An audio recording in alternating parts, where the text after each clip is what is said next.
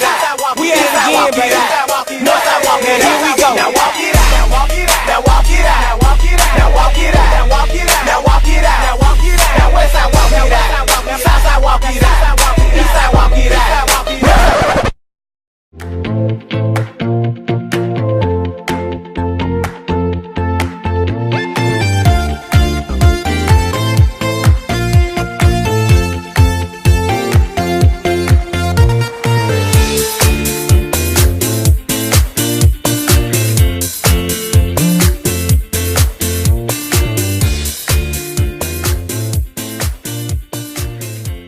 So what Walk a Mile in Her Shoes means to me, first of all, is we raise tons of money for our local domestic violence shelter.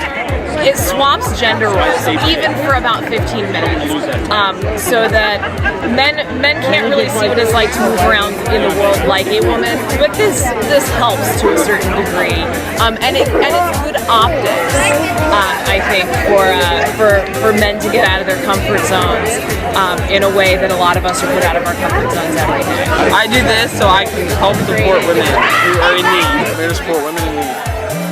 This is kind of like a representation to all the women that have been affected by anything like this, and it shows that we know that it happened and that we care and we support, like, to help fight against this cause.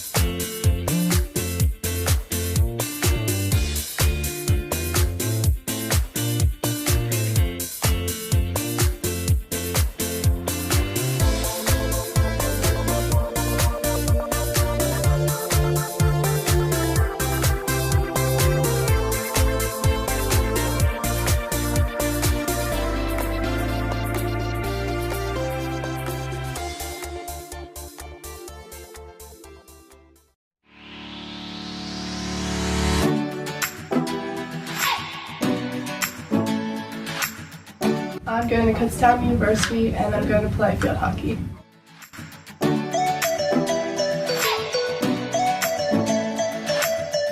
I like the campus and the players and the coach just all felt right to me. I feel like my work ethic sets me apart because I'm always determined and I always want to give 100%. I'd love to be a captain because I feel like I can bring that leadership to my team. Never give up, get involved, and just work your heart out.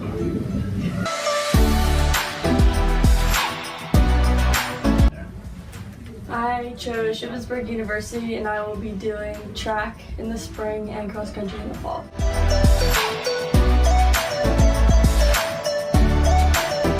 I visited Bloomsburg, but it wasn't like a good fit, and I talked to a lot of Cuban coaches, but like nothing was as comfortable as it was with Spence. To do, like, when Spence talked to Monheim, one of the good qualities was leadership and just the work ethic throughout the season and stuff like that. Become a better athlete and drop a lot of my times, like I'm ready for new training and for different things to help me run faster. Work your butt off at the beginning, because once you get recruited, it does matter, but it doesn't matter as much, so you need to put your full potential out there at the beginning. I'm attending the Pennsylvania College of Technology and I'll be playing basketball there. Penn College reminds me a lot of the Career Magnet School with the small student size and how it's basically a STEM school as well, and I really like that, and I also like the basketball team. They're really nice and the coach is really cool. I looked at Lockhaven for a short period for their field hockey program, but then we realized that wouldn't work out, so we went with Penn Tech. My coach for Penn Tech came to a game and she says, I really like your aggressiveness and your defense, and we've been looking for that for quite a while, and I think you're part of the team that will help us to that next level. A goal that I have in mind for my basketball season is to score 500 points because I'm not a great offensive player, but I think 500 points is definitely a good goal for me. My advice to the underclassmen is go with the sport that your heart's at, not the one you're best at. Well, I've always wanted to go to Penn State, and Coach Preston, the cross-country coach out at Penn State Mont Alto, reached out to me about running cross-country there for my time there. And I did look at other schools like Duquesne, Temple, USC, some other schools, but Penn State just felt right. I mean, it's kind of like a family tradition.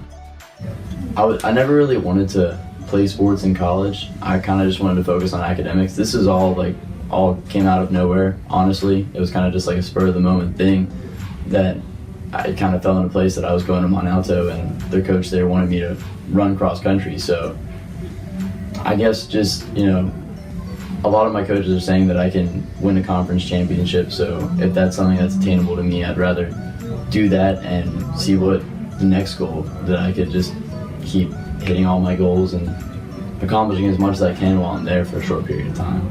If you go and look at what recruiters look at, it's always a time, or it's always a number. And don't define yourself by a number, by how tall you are, how much you weigh, what's your fastest time, how many goals you scored in high school. Because when it comes down to it, if you're just going to categorize yourself by a number, then you're just going to be like everyone else.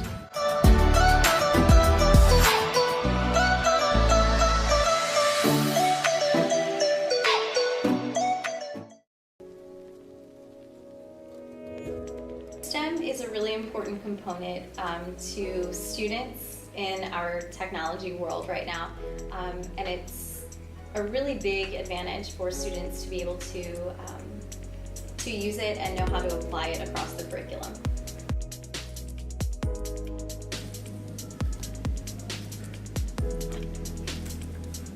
I chose to create movement by having the eggshells move.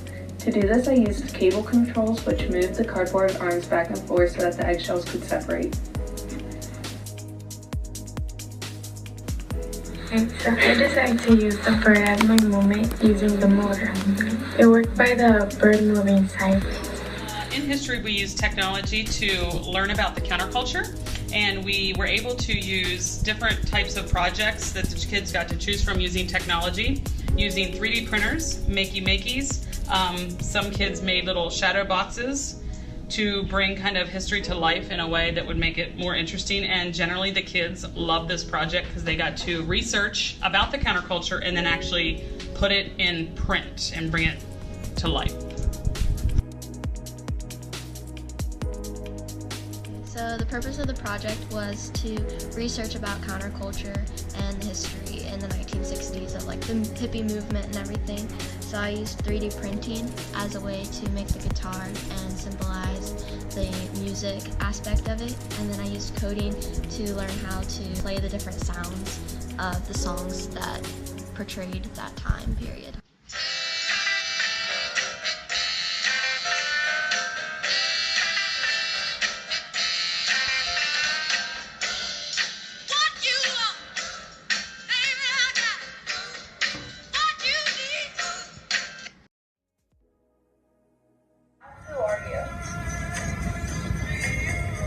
I have now found out that I am happy living as a hippie.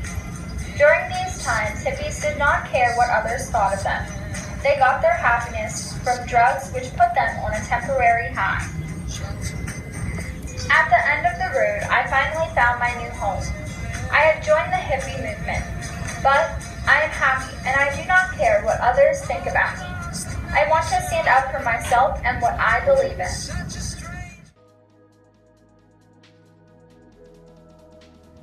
For my project, I did Woodstock Festival of 1969. It was the 15th, 16th, 17th of August. It was in White Lake, New York. And for my poster, I used like the mini robots to make the bird fly and the blinking lights. So to make this work, I had to build a winch that I put on the back up here, and it moves up and down like that. And then for the second part, I did the eyes, and I had them non-blinking, so I did the 2 wires and I connected it to the board on the back. To get it to start, you have to key the guitar and the bird moves up and down. So then on the back of my board, I have the computer board, and that I wired all the wires into, and then from that point, I went on the computer and I coded it and programmed it to do like the eyes to be constantly lit, the flower to be blinking, and then the sensor for the bird to start flying. For my STAR project, what I did is I wrote a poem about the book, and then I used coding and makey-makeys to make it more realistic. There was a boy named Jason, and he was a lonely child until he was put into foster care.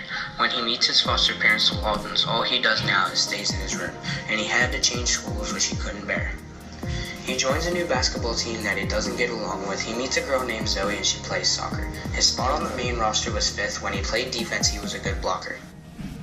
Jason was later getting used to his team. They couldn't be beat. The championship was one of Jason's dreams. He thought it would be a treat for the school. Jason is happy with the way his foster life is now. He got such a great foster family and he doesn't know how.